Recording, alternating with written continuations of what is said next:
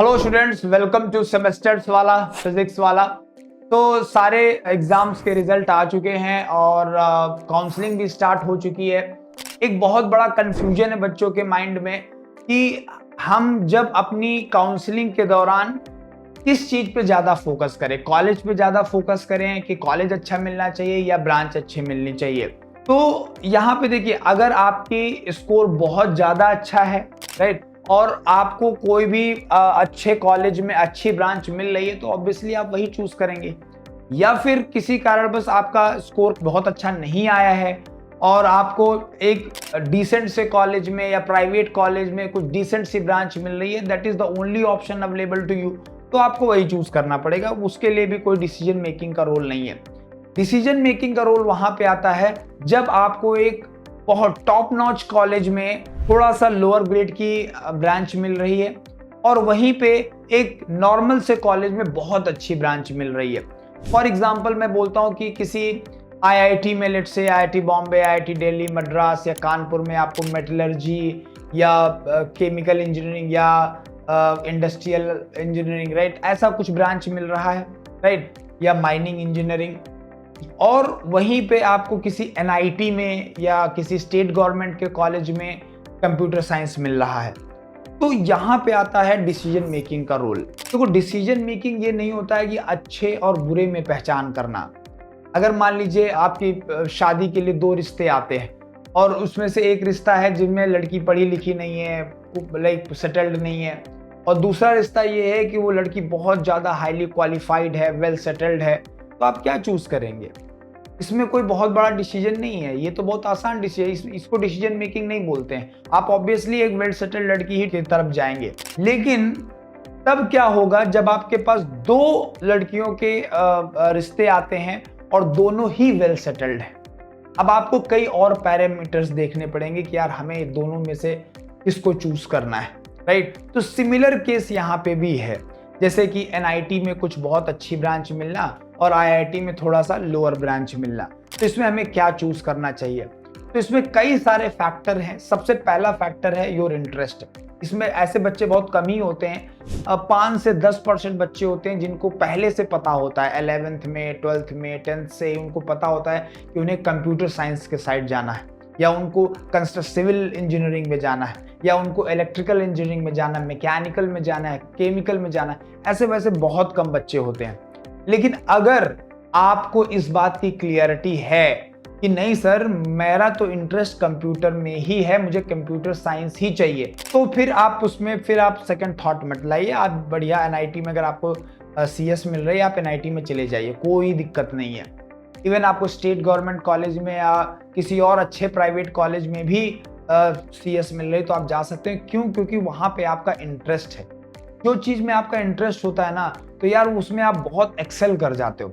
ऐसा तो है नहीं कि प्राइवेट कॉलेज के सारे ही बच्चे बेकार निकल गए हों लाइफ में, या फिर थोड़ा सा स्टेट गवर्नमेंट के कॉलेजेस जो हैं या लोअर ग्रेड के जो कॉलेज हैं, टायर 2 टायर 3 टाइप के कॉलेजेस हैं, उसके सारे ही बच्चे खराब निकल जाते हैं। ऐसा तो नहीं है, बहुत सारे उनमें से भी हैं जो बहुत अच्छी पोजीशंस पे पहुंच जाते हैं, राइट। ठीक है, तो ये चीज है। अब सेकंड पॉइंट आता है कि ज्यादातर बच्चे, जो 90% बच्चे होते हैं, उनको कोई आइडिया नहीं होता है ब्रांच का। उनके पास कोई ऐसा इंटरेस्ट नाम की चीज नहीं होती। मतलब वो बेसिकली एक कच्ची माटी है। उनको जिस चीज में अच्छे से ढाला जाएगा उस चीज में वो ढल जाते हैं। तो अब उनके लिए ये एक बड़ा प्रॉब्लम वाली बात है कि हम अभी एग्जाम्पल के तौर पे ले लेता हूं कि आपको किसी लोअर एनआईटी में आपको मिल रहा है सीएस ब्रांच और आईआईटी में आपको मिल रहा है मेटलर्जी, माइनिंग या कुछ इंडस्ट्रियल जैसी, एनर्जी जैसी ब्रांच। तो क्या चूज करना चाहिए? तो देखो, इसमें मैं अपना सजेशन आपके ऊपर थोपना नहीं चाहता हूं, बट हाँ, मैं कुछ पॉइंट्स आपको बताना चाहता हूं जिससे आपको सहूलियत मिलेगी डिसीजन लेने में। तो सबसे पहला पॉइंट है कि आप अपनी एजुकेशन से चाहते क्या हैं। अगर आपका एम ये है कि जैसे ही मैं बीटेक पास आउट करूं या जब मैं बीटेक 4th ईयर पे रहूं तो तुरंत मेरा प्लेसमेंट हो जाए, एक अच्छा प्लेसमेंट हो जाए, that is the only I want. और उतना ही है, मुझे ज्यादा मेहनत ना करनी पड़े, मैं नॉर्मल 3 साल अपने धीरे धीरे पढ़ाई के निकाल दूं और चौथे साल में जब जाऊं तो मुझे एक डिसेंट सी जॉब मिल जाए। तो मेरा सजेशन है कि आप अच्छी ब्रांच लेके जाइए। देखिए कई बार ऐसा होता है कि भले आप आईआईटी में हैं, लेकिन अगर आपकी ब्रांच अच्छी नहीं है तो आपको प्लेसमेंट के लिए बहुत स्ट्रगल करना पड़ता है। वहीं पे अगर इवन आप टायर 2 कॉलेज में भी हैं और आप बहुत अच्छी ब्रांच में हैं, तो आपको प्लेसमेंट आसानी से मिल जाता है। ठीक है, तो अगर आपका सिर्फ ये मोटो है कि हमें बस 2-3 साल आराम से धीरे धीरे निकालने हैं और ज्यादा स्ट्रगल नहीं करना है और सीधे जॉब चाहिए, तो फिर आप ब्रांच की तरफ फोकस कर सकते हो। अच्छी ब्रांच में जाइए, इजीली प्लेसमेंट हो जाएगा। लेकिन लॉन्ग रन में अगर आपको आप लंबी रेस के घोड़े हो, तो आपको एक टैग की बहुत बड़ी जरूरत है। राइट, आपको एक टैग की बहुत बड़ी जरूरत है। सेम जीन्स अगर बिना टैग के बिक रही हो तो शायद कोई 500 रुपए की भी नहीं खरीदेगा, और सेम जीन्स अगर लिवाइस या किसी बड़े ब्रांड के लोगों के साथ बिक रही हो तो शायद उसे लोग आसानी से 2500 या 3000 रुपए में भी खरीद लेते हैं। तो टैग बहुत ज्यादा मैटर करता है। ऐसा क्यों होता है? क्योंकि आईआईटीज में एक इन्वायरमेंट है। राइट, देखिए अगर आप लेट्स से जाते हो किसी लोअर ग्रेड के एनआईटी में और शायद वहां के आप टॉपरों में से एक हो, क्योंकि आप लाइक उस कॉलेज की ओपनिंग जो रैंक थी वो आपकी थी। राइट, तो नो डाउट आप वहां के जो बाकी के बच्चे हैं उनमें से थोड़ा सा सुपीरियर हो सकते हो। राइट, तो this is kind of like कि हाँ ठीक है, मतलब हम सबसे ऊपर हैं, हम राजा रहेंगे। पर राजा किसके रहोगे, किसके राजा रहेंगे आप, वो बहुत मैटर करता है।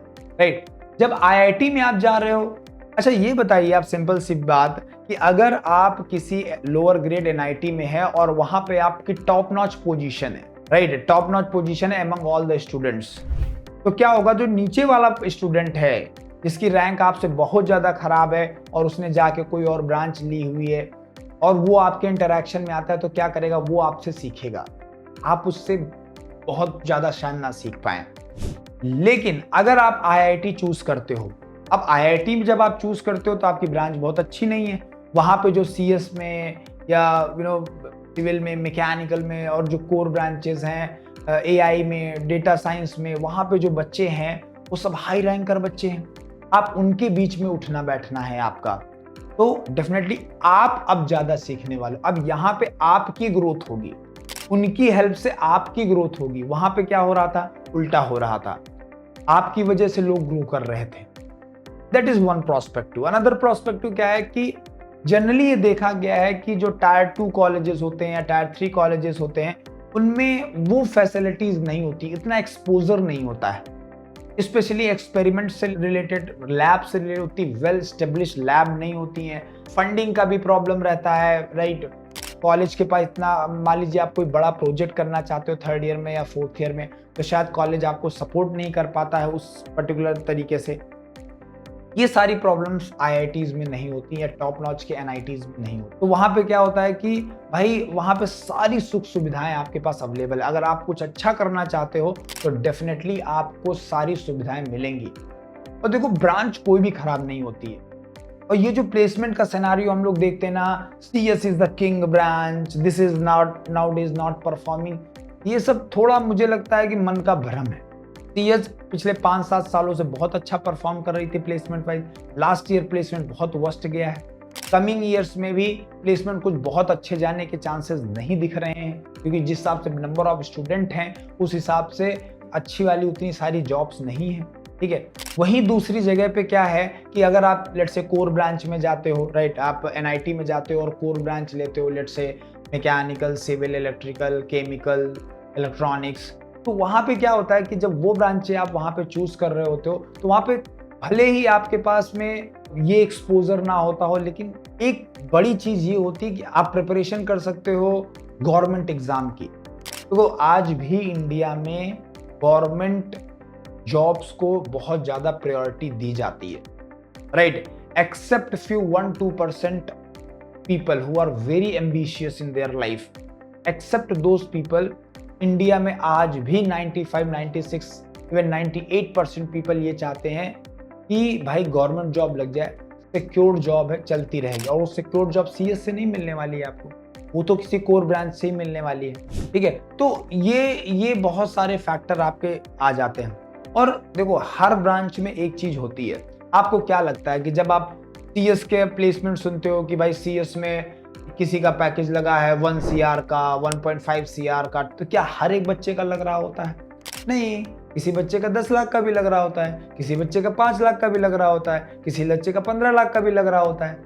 समझ में आ रहा है?